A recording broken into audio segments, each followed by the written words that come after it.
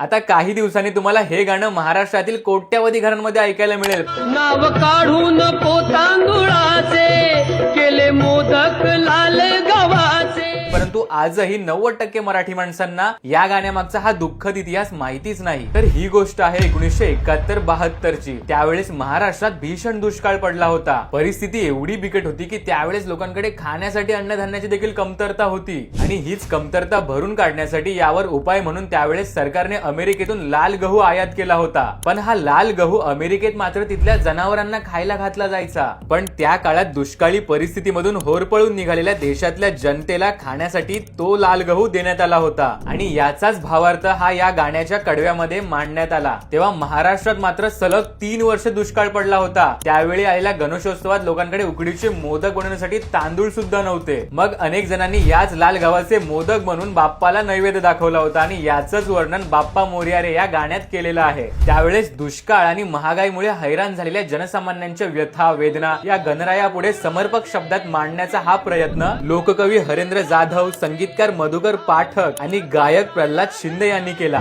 ज्याप्रमाणे हे गाणं कोट्यवधी लोकांपर्यंत पोहोचलंय त्याचप्रमाणे त्याच्या मागचा हा इतिहास देखील जास्तीत जास्त लोकांपर्यंत नक्की शेअर करा।